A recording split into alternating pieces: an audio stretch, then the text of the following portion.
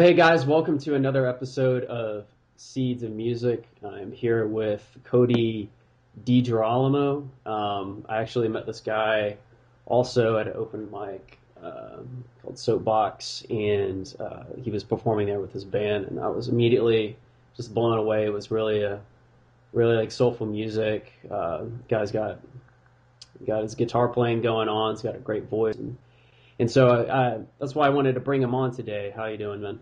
Good, good. Thank you Yeah, very much, Kyle, for the kind words. yeah. I guess we'll start off with, tell us a little bit about yourself, where you're from. All right. Yeah, I'm from Sherman Oaks, born and raised. I've been here pretty much all my life, and I got into music when I was probably around 13, and that was actually funny story. My grandpa got my brother. I have an older brother. Got him a guitar, and my brother just never really found interest in it. I don't know. He wanted to really play it, and then that kind of slowly faded his interest in it. And then I don't know. I just kind of started picking it up and messing around, and one thing led to the other, and I was like, my eyes were open, and it was like, wow, music. Yeah, yeah. you Um, know? yeah, I can really say. I mean, my older brother is a musician, and I would just like hear what he was doing, and at the time I was like, oh, I want to do that, but I was Yeah, playing Nintendo instead. yeah, Eventually, I did pick up the guitar, but that's cool, man. That's cool. yeah, yeah. So you're original gangster as far as LA goes. You're one LA musician who's native.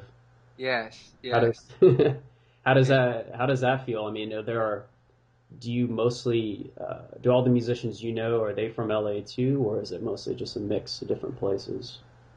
Musicians that say I play with, or just that I know or I Uh, listen to. yeah, that that you've met in person, that live here Um, now. I'd say I have a good amount of people here, definitely that do music and whatnot. I do know of other people in different states and whatnot, but I'd say the close family is definitely in this realm in Los Angeles. The group that comprised your band. I know that when I saw you play at that underground artist show Mm, at that house, you had a girl who was singing backup vocals, and right. I know that I've seen you consistently play more with your drummer. And uh, what's the name of your drummer? Yeah, You know. that's Josh Scott, and yeah, Josh usually drums. Um, for that show, we had Ted Jameson on bass. Okay. Ted's actually in Portland, Oregon right now, studying classical upright bass and Oh yeah, whatnot. I remember talking to him after one of Yeah. the mics. He said, So when he comes back though for breaks and whatnot, we definitely get together and just jump back into things and whatnot. And Caitlin Gleason was the female who was singing on okay, some of the tracks on the first album and at numerous shows in the past. And she's in New York right now. And but like I said, when they come back, we all meet up and we definitely play and pick up where we left off. oh, nice. Hmm. So you're all pretty young. How old are you right now? I'm 21. I just turned 21 actually. Yeah, so pretty young. Yeah, Yeah, yeah, I'd say pretty young. yeah. You're So, so you've got a lot of your life ahead of you. You got like still have more to experience. Like what would you say is like the biggest thing that you're looking forward to besides being drinking age now, being 21? right, uh, right. what's the single Um, biggest thing you're looking forward to in the future for music for you? for music, just to get my music out there, to have more people hear it, and yeah, just impact some people, I guess, with because I feel like a lot of things that say I'm talking about in my music and the stories that I'm telling, it's if you I mean it's a lot of just universal themes as far as that goes. And I feel like a lot of people can relate Yeah, to to that. So yeah. Yeah, man. It's so kind of just having you have this message that you want to get out to as many people as possible, and you believe that that it's almost in a sense that people need it because it's something they can relate to and something that probably has healing properties as well, you know? Definitely. I mean, I think it's, language in which numerous people can relate to and understand.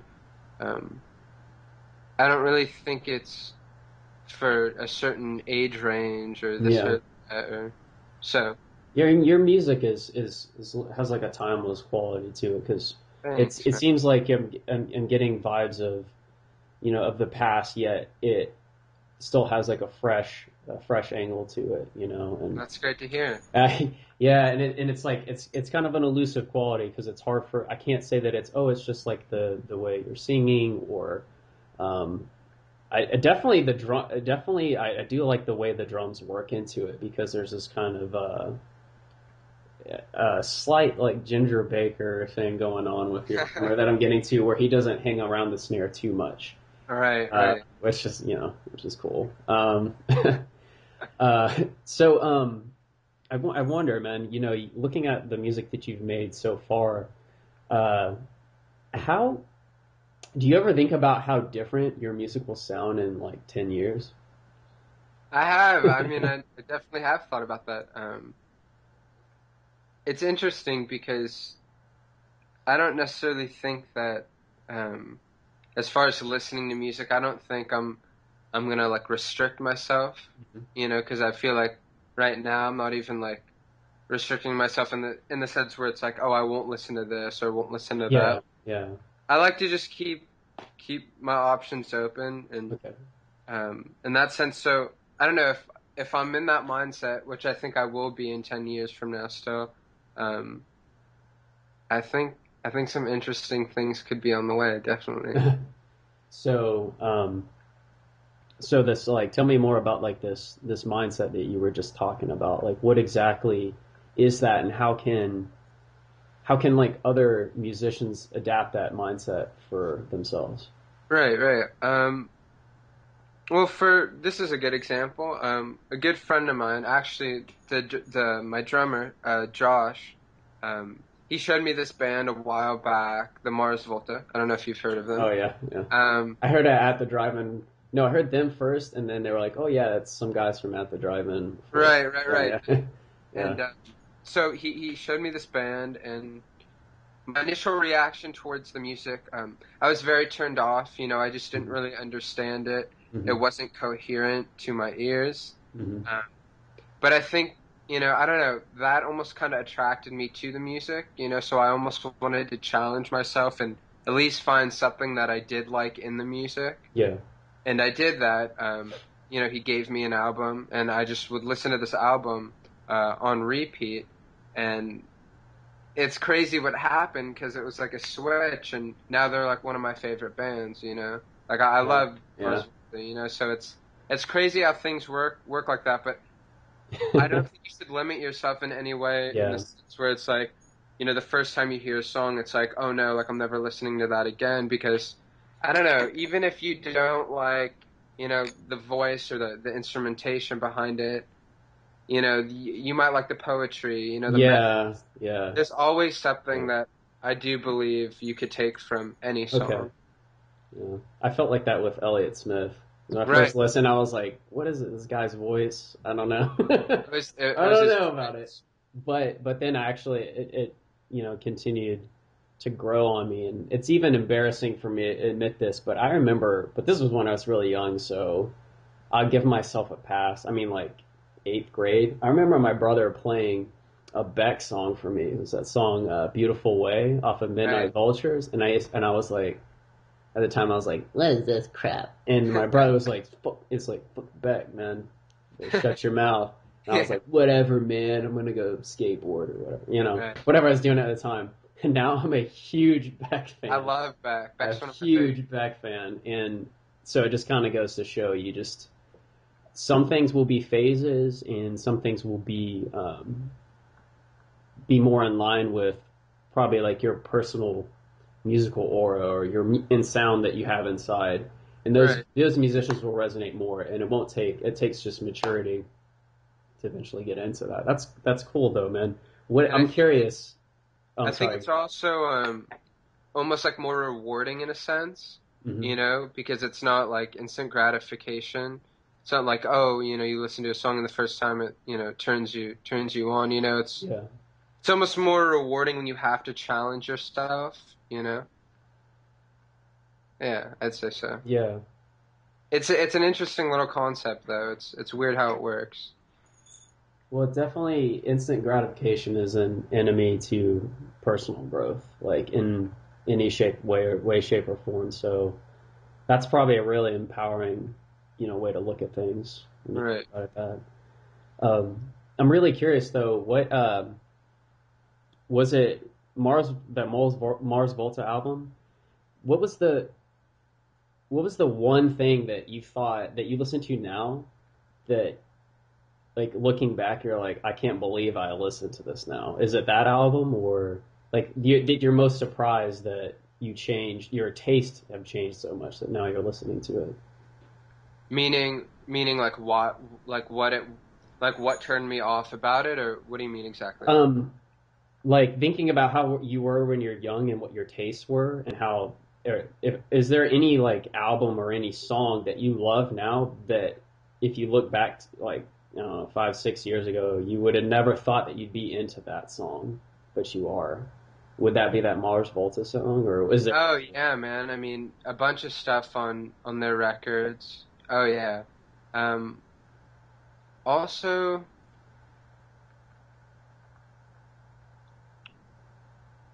yeah, I don't know. I mean, there's a lot of music. Like I'd say there's some jazz that, if I listened to probably when I was, you know, 13 or whatnot, when I first started playing music, I don't know, maybe in my head I would just not think much of it and not think like it was.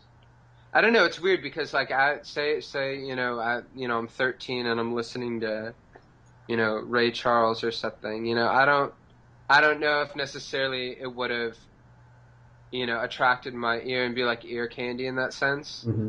But now I listen to Ray and it's like Yeah, I love you, Ray. yeah, yeah, yeah, Uh, yeah, so it's interesting. I don't know if it's through personal experience, through personal growth, like you were saying. I think maybe a bit of both, and getting to experience. I don't know, maybe just growing older and not really being limited in that sense, and not having any type of boundary or yeah, restriction, which I try not to do. Um, that's why it's very hard to label like what you're kind of putting out, like as far as music, yeah, because I feel like I don't know, if you're just labeling like what kind of music you play, I feel like it's limiting yourself, really. It's like you're pretty much saying that's the only music you can play, and it's like I don't want to do that because yeah, I don't know if I'll be playing this, whatever I'm playing now in years from now. yeah. I could be playing country in years from now, Yeah. so Which, hey, I'm looking and I forward to do like, that. yeah, definitely. Yeah, yeah, slide player up there, Yeah, lap steel. Man, those are beautiful instruments. definitely. Um, so, you know, this world that we live in is like definitely based around technology. I mean, here we are having a Skype conversation, that's like posted on the website, but video. Um, and both you and I are like integral parts like of that. And aside from, living, going out in the middle of nowhere for a couple of months, it's difficult to get away from that, and it comes with its ups and downs. Like, since growing up in this like technological age, how do you deal with all of the distractions out there?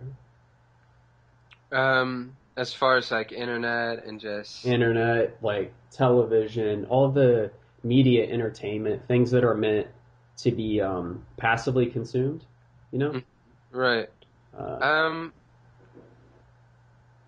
I guess just everything in moderation, I want to say. But yeah, you can get caught up, that's for sure.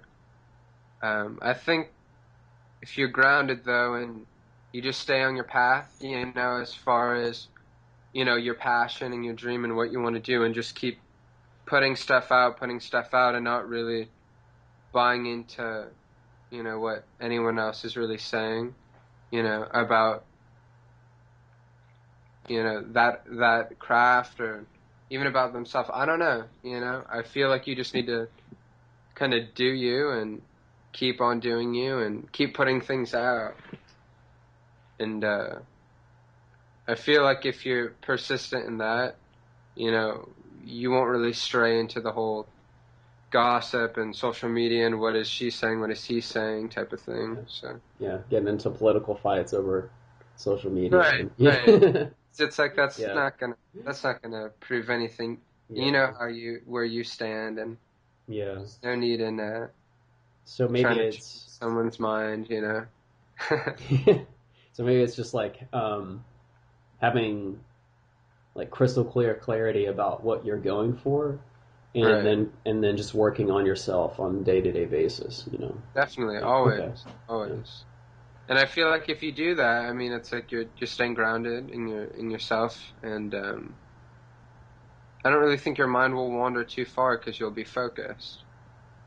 You'll have some type of goal or destination in which you want to reach. Okay. Yeah, that makes sense. Definitely makes sense. Um, so next thing I want to talk about is like I've seen you up there playing with the guitar. So for any of the guitarists that we have out there, I'm curious about what is your approach to practice when it comes to guitar? Um, as far as practice, like I said, just playing, just feeling it, having fun. I mean, it, maybe my approach isn't the greatest approach because I'm not necessarily the one to sit down for 3 hours a day and do scales or Mhm. you know um But you have the chord. I mean, I've seen you have a fingerstyle picking that you've right. got I going think it's on. You more have the just chords. feel, really. Like it really comes down to feel and like, having a vision and kind of creating that. I don't know, it's hard to say. You kind of, for me, it's like I hear something and then Then you learn it. you apply Yeah, it, yeah. so it's like any art, I guess, in that sense. So if you wanted to paint, the color green, and all you had is yellow and blue, then you learn how to mix yellow and blue to Right. green. If you want Exactly. to, play like a sad chord, you want to have a sad sound. So how do I get a sad sound? Well, I need to learn a minor chord. What is a minor chord? And then Right. there you go from there. So It's the like, difference between minor and major, yeah, basically. yeah. So you're dealing in feelings, and you're thinking only in sense of what do I need to learn to convey this feeling in my song? Exactly, Not because like, okay, let's start with the Mixolydian scale exercise. yeah, yeah, no, it's the Yeah, complete opposite for me because yeah. I know a little theory, but that's not where anything really comes from Hmm. for me. It's more of, I don't know, just kind of exploring, say, the guitar, piano, whatever I'm playing, Okay. banjo. It's more of kind of building a relationship with the instrument and kind of talking back and forth, Making sure it's not an abusive relationship. Yeah, definitely. You want to give Yeah, that instrument love, just like your woman or man. yeah, definitely. Do you have a name for your guitar, or do you just skip that? For my guitar, it's kind of personal. No, I'm kidding. Oh, yeah, sorry. Uh, Uh, No, actually, I don't have a name for my guitar. okay, I don't either. I mean, Yeah, I was gonna some, say, do you have? I feel like I feel like that's like old school. Like I feel like if I go walk into a blues bar and there's gonna be some old blues player, he's like, that old Bessie over here, yeah, picker, Bessie. Because I mean, Lucille is BB King's guitar and such. But no, I just call it Gibson Fender. Yeah, yeah. I have a That's Martin X series. He's yeah, from Mexico. yeah. I just say the Gibson, or Yeah, the Gibson. very very pragmatic about it. Right, right. So so a little about a little bit about your songwriting. What what is like one really great helpful habit that you have before you sit down to write a song? Assuming you don't have divine inspiration and it just like, Are you saying like if say, because I was actually gonna say, just have inspiration, do like you only obviously. write when you're inspired, or have you ever written songs like you've said, okay, I have this intention to write this song, but I'm not inspired. But is there a way to like activate inspiration? You know what I mean? To be able to call upon it, or do you just Like call upon certain memories in the past and whatnot. Um, yeah, I definitely think, you can do that. And I definitely have done that. But I feel like the majority definitely comes from like personal experience, um, which, inspiration arises. Um, but yeah, I'd say the best or the most, I don't want to say the best actually, because it's not being better or worse, but I want to say maybe the more heartfelt songs and more deeper and heavy songs would definitely be when right after obviously some type of experience and you're very inspired in that sense to just get it out. I feel like that's what it is for me a lot. It's just like a day you know of thing, like yeah, yeah, happens it's and you're like, I have to. Where's my guitar? Where's my pen and paper? I have to get this right, like right right. And now. even if the guitar's not present, just write, or even if, the paper's not present, just play guitar, it's vice versa. But yeah, it's just like the type of thing where it's like you need to, for me, it's like I just need to get it out because if I don't, I think that I'll just fill up like a hot air balloon and explode, Yeah, you know? yeah. Which could like have very dangerous consequences, you know, Yeah, this definitely. emotional buildup, especially for people in proximity Right, around you.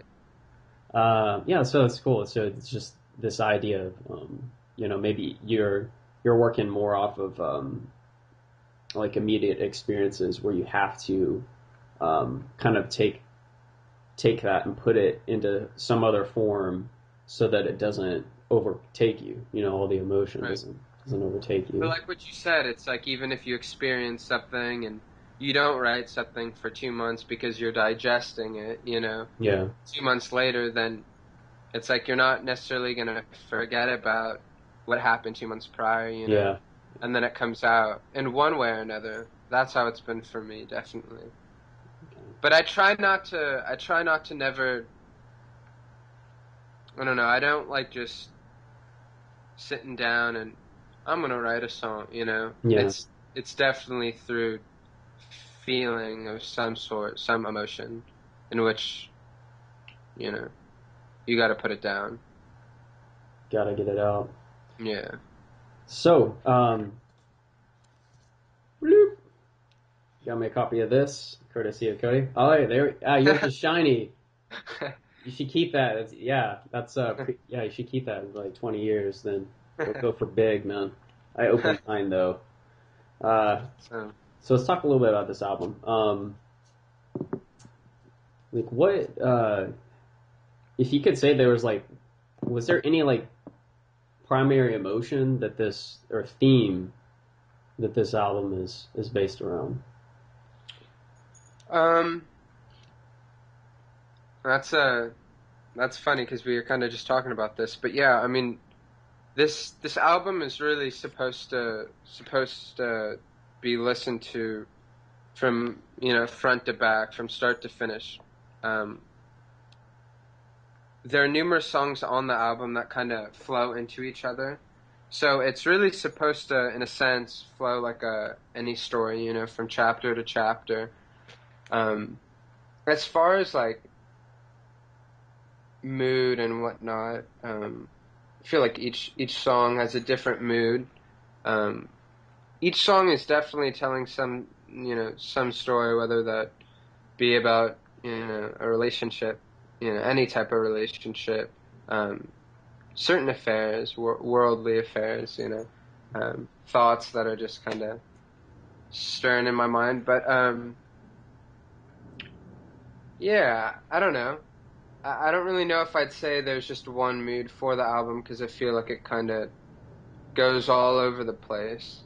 Um, but it definitely is supposed to be listened to from start to front if you do have the patience.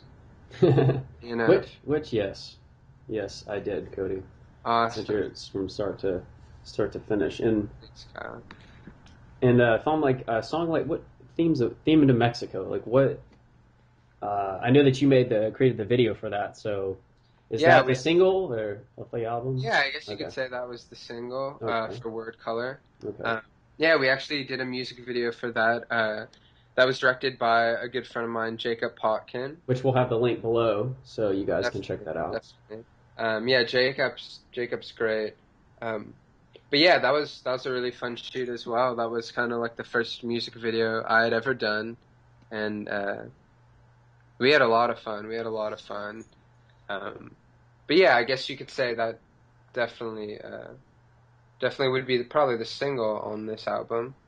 Um, How do you go about choosing a single for your album? I mean, what was your approach to like, which song is gonna get the spotlight? right, right. I don't know. I mean, I didn't in my head like now I'm saying like, oh yeah, that's the single, but I wasn't necessarily thinking at the time like, oh yeah, like I'm putting it here because this, I'm putting it on, number three or whatever, track three because this is the single. It was just I don't know. After I think it was done, and even during it, it was kind of in my head. It was like this is probably like the most accessible in a sense, Okay. in which I feel like if you picked that song opposed to any other song, probably the masses would probably be pulled towards that in a sense. You opened with it. That was the first Yeah, piqued my interest because it was we like had did. that little guitar. Yeah, It yeah. came in. I was like, That's what I try to like do this. when Yeah. I'm working on like set lists and stuff. I want to definitely keep the audience. I'm always thinking it's funny because I was talking to the guys about this, and I'm always trying to think in the mindset of the audience opposed to a mindset of just the artist. Because Yeah. I don't want, I want it to be a show. I want to keep everyone intrigued and interested and on the edge of their seat. So, as far as set lists go for our live shows, it's definitely something that is very planned out and thought through. Um, So you just see your just as it is for for the track listing, where each song is going on this. So so you kind of you see yourself as having a partial role as an entertainer too, not just like a songwriter and a musician, and but you're also there to either entertain or educate, make people feel definitely good. So it's good that right. you're aware of that element. That's Uh, that's the some of my favorite artists are entertainers in that sense. Like Tom Waits and oh, nice. you know really entertainers. But yeah. Any other entertainers that you do you ever watch other performers and you feel like you pick up like certain nuances from them and as the entertaining aspect, like how they present themselves, like the energy that they put on stage? Definitely. I mean, I think everything though, watching interviews on other artists or just going to live shows, just living life. I think it's all food for thought.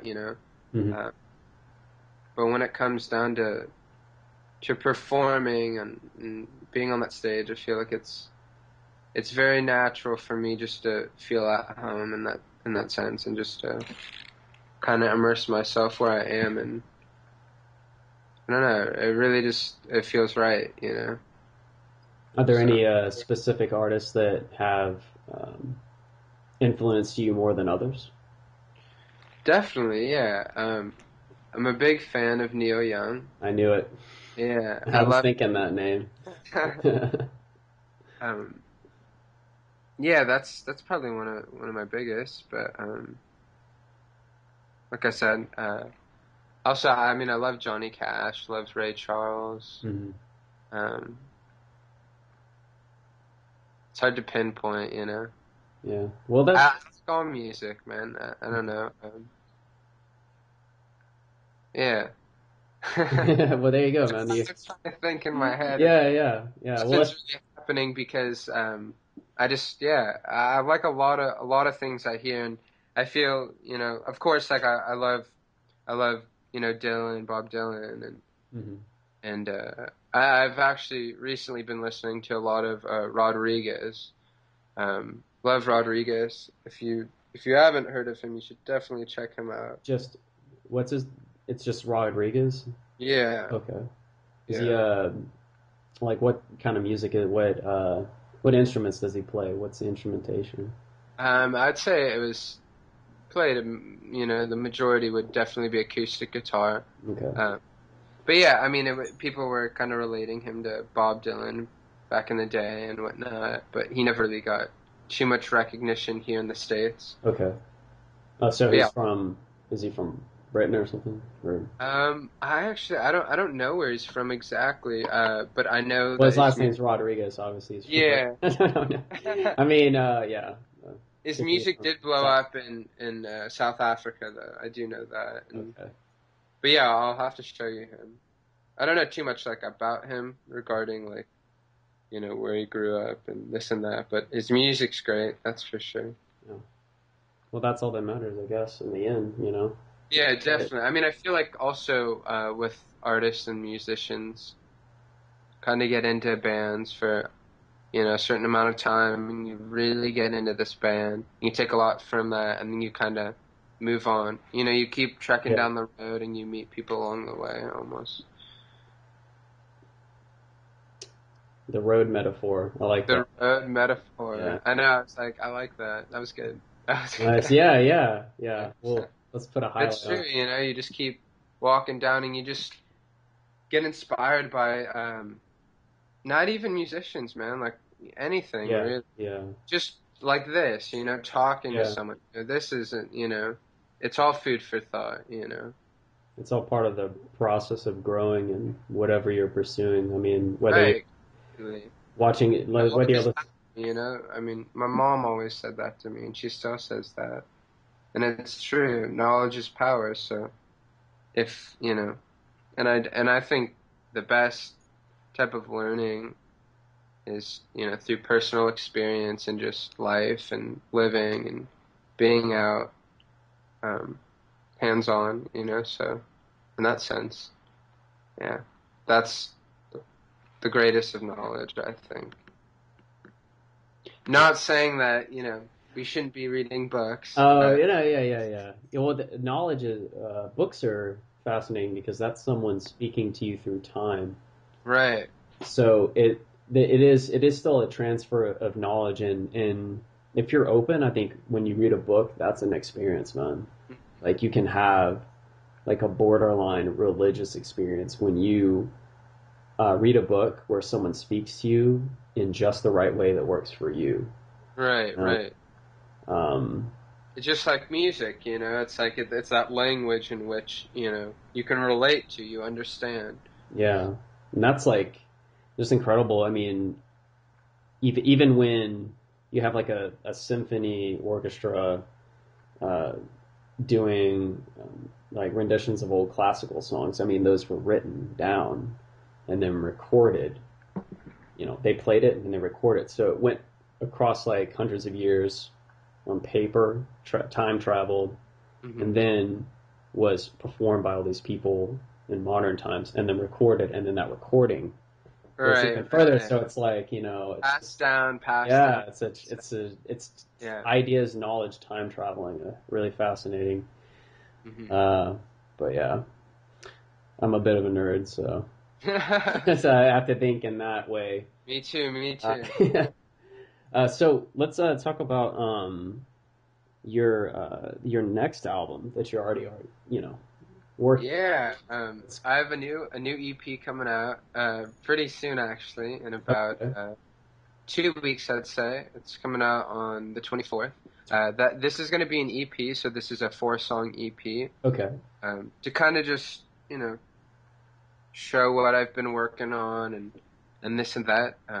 Actually, I narrowed it down.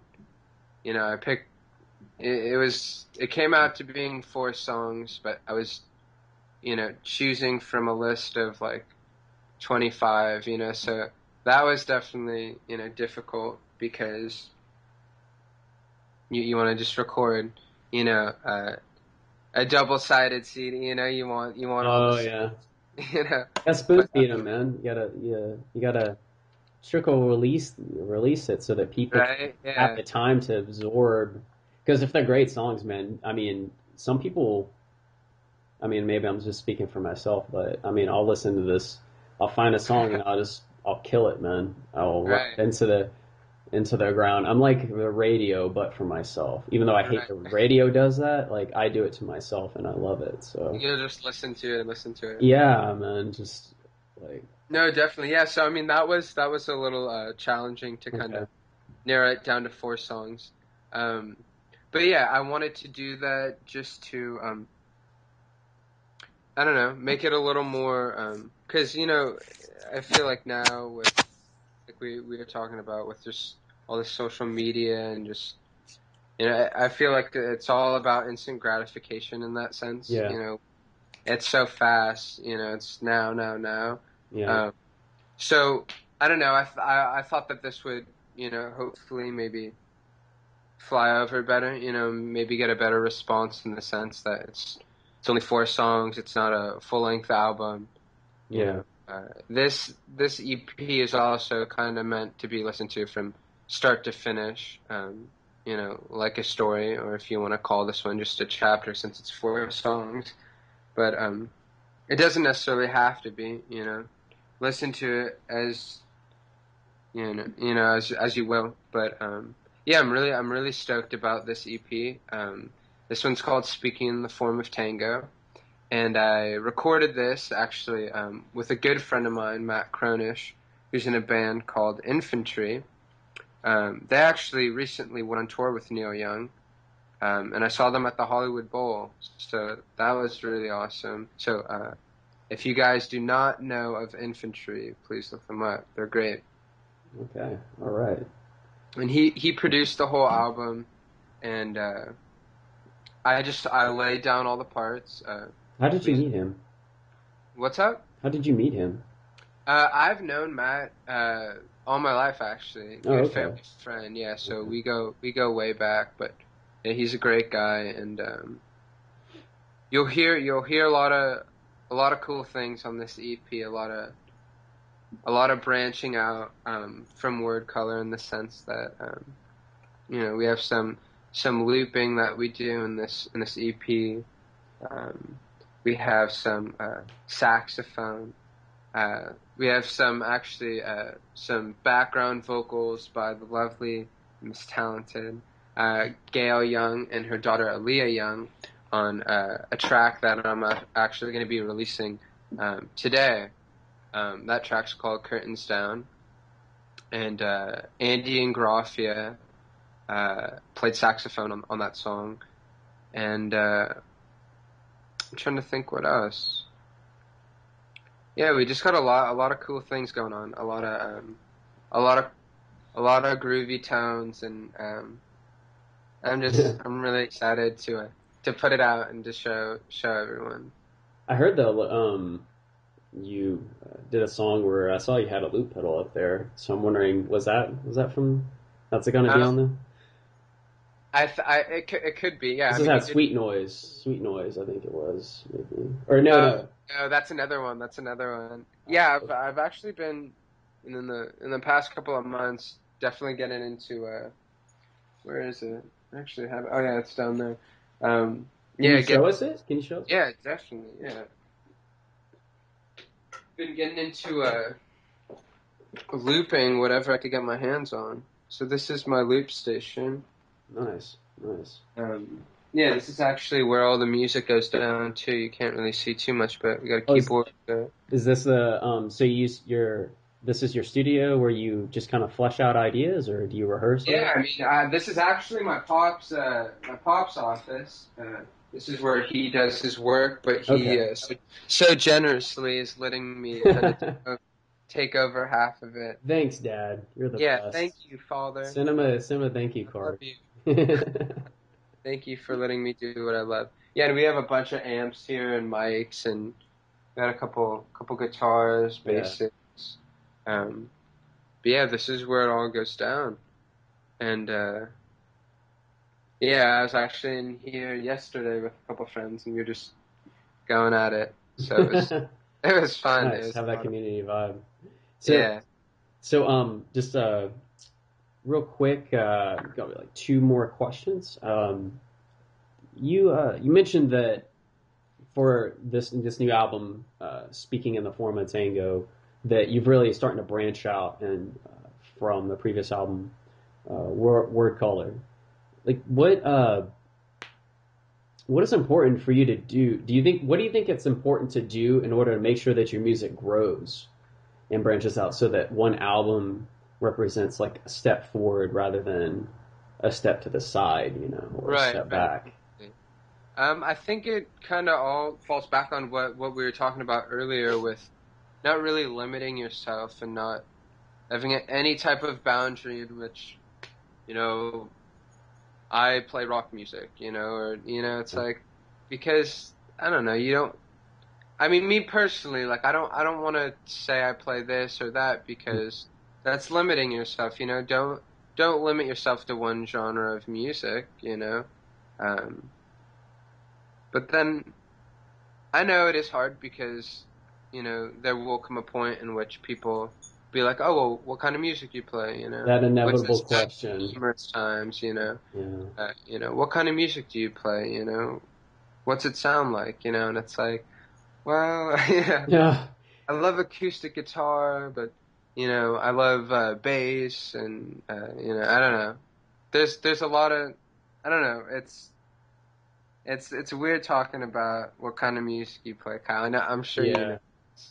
Uh, I guess you could put it in like a realm. I mean, Maybe you could talk about it in terms of feelings. That right, might seem right. like it's more something that's close to, where you're at. Yeah, definitely. Yeah, that's a Because you could say warm, and that says a lot about a music sound rather than being like, right, it's like blues with folk with, right, right. you know.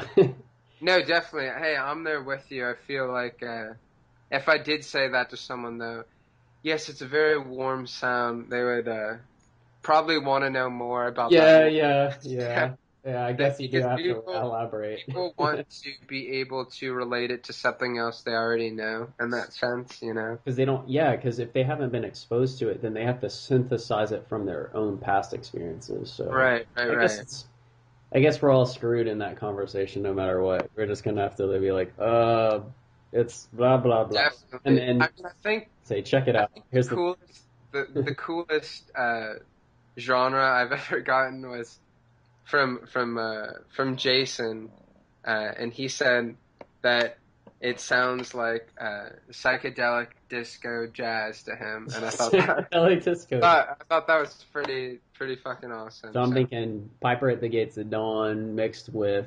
Jamiroquai mixed with Wes Montgomery. that's What would it. it sound like? You hit it on All the right, top. all right. Yeah. I don't even know what that would sound like, but I would want to listen to that. Oh yeah. Yeah. So one last question here, just to wrap it up. If you could go back and I'm not saying like you're like a man with regrets, but if you could go back and change one thing that you did or didn't do, one habit that's actually led to your success now, what would that be? Like, what would you do differently? I mean, I started with piano when I was very young, probably around 7 or 8. And then I took that for maybe a year or so, year or two, and I stopped taking lessons. I think I probably would have stayed with the lessons, um, just because I feel like if I did, see, this is the thing though. Like we were talking earlier, about theory and this and that, and how, for me personally, it's not really when I write, it's not really based on theory or going to this chord, this chord. It's more about feel, but I don't know. Then I can see it from another point of view. That's what I'm saying. Being open to numerous paths, and Yeah. I think like if I could have changed something, like I almost think I should have stayed with piano and just continuing with lessons. But I was 8. It wasn't like Oh yeah. I want to practice all these songs for hours. It's Oh like, yeah. Yeah. I mean, and I mean the reason I gotta be stopped is outside running around. yeah, definitely. It was like I gotta be outside running around. Yeah. Yeah, that's exactly what it was. But yeah, I'd probably, if I could change something, I probably would have changed that, and I probably would have stayed with those lessons, and just because I think of it in the sense where like now, I'm 21, where would I be if I just stayed with piano? You'd have another form of expression, I mean, Right. you could, when recording, you could, I'm going to play this piano part, or you could say, I'm going to sequence this soft synth, so you could have synths, you could have like any sort of instrument, um, through just uh, through like a software synth that runs like horns or whatever, Right. samples of like strings you could put in, or you could really orchestrate anything, because the piano's goes straight into the DAW, and you can just set all the MIDI and have, because oh my God, like I can't play piano, but I've tried to put stuff down. Hmm. I'm thinking, man, it would really help, like really knowing what these chords are. Definitely. And just when it comes to like transposing things, if you're playing something on piano and it's like, oh well, I want to put that on guitar. Hmm. Not saying that I can't do that, because I do know a little bit of theory, like I was saying, from taking piano for 2 years and whatnot.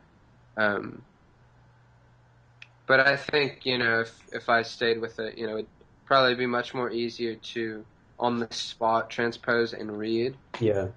But then again, it's like if you want to do that, I don't really want to do that. I don't really want to just Yeah. sit down and look at someone else's music and just play it. Yeah. I get you, man. Just feel through it. Right, right. So, well, man, it has been awesome. This has been great, Yeah, dude. it's been This an has been awesome conversation, man. It's really cool because I've actually had the chance to be listening to your music for a while now, and see you perform. So it's really cool to have you on the show, and I just want to thank you for that. Thank you for coming Thank on. you. Thank you for having me. And for anybody else who happens to be watching this, which I hope is like everybody possible, just check out. We've got some links below. We'll have like a link to his music, as well as like word color and different social media sites. So make sure you go there and you like his Facebook page and stay connected, because we're Definitely. gonna see more. We're gonna see more Much from more, this much young more. man. Got a Facebook, iTunes, CodyDigerolamo.com. Okay. All All right. down below. All down below. Right on, man. Okay, man. Well, thanks again for coming on, man. Thank you, Kyle.